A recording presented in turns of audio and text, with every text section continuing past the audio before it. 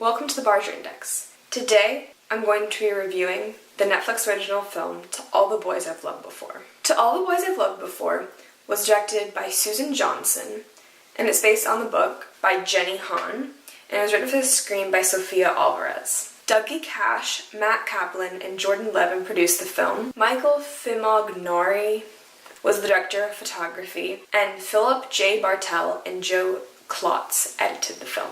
The film stars Lana Condor as Laura Jane, Noah Centineo as Peter Kavinsky, Anna Cathcart as Kitty, Emilia Baranach as Jen, and Janelle Parrish as Margot. So women and people of color pass the Bechdel test, but men and white people do not pass the Bechdel test, but they do pass it for talking to anyone.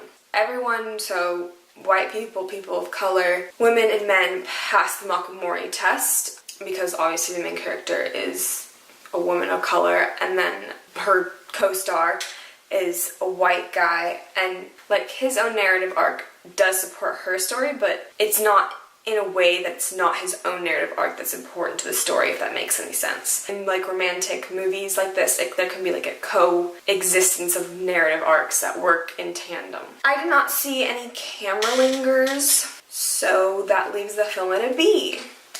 Important things I also wanted to mention was that in doing my research, I found out that only one production company said they wouldn't whitewash Laura Jane and her family, which I think is kind of ridiculous. I'm glad that that one didn't, but like, what is the purpose of whitewashing it?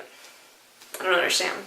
Another thing I wanted to bring up was that they're supposed to be like half Korean, half white, the sisters, but the actresses were just full Asian or half Asian, like in different kinds, like Vietnamese and half Chinese. But my question is like, I don't know, and I don't know if I'm the person that can say this, like how different Asian ethnicities, like how much it matters if they're played by different people. Like someone from France and someone from Italy, yes, there's different aspects to how they like look, but like I feel like if someone was from like France originally and they lived in the US and it was played by like an Italian actor, but it was like they're supposed to be like French, like I'm not quite sure how much that would really matter. And I don't know if it's the same way in like Asian cultures. It's not something that I know that much about, and since there's not that much like information on it, especially since we don't have a lot of like Asian leads, it's really hard to like know, like this is new information, new stuff that we all have to sort through and figure out together. Finally, this might not be a big deal to other people, but I think that it's kind of weird that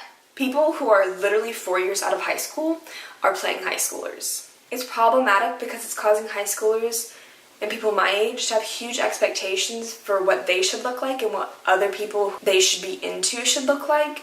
I just graduated high school and I look so different from the people playing in this movie, and that just, like, high schoolers do not look like that. Hate to break it to you. They're never going to look like that unless they're like a narc or something. I think it's cool that Netflix is making a lot of movies, and it's important to watch those too, so check it out if you want.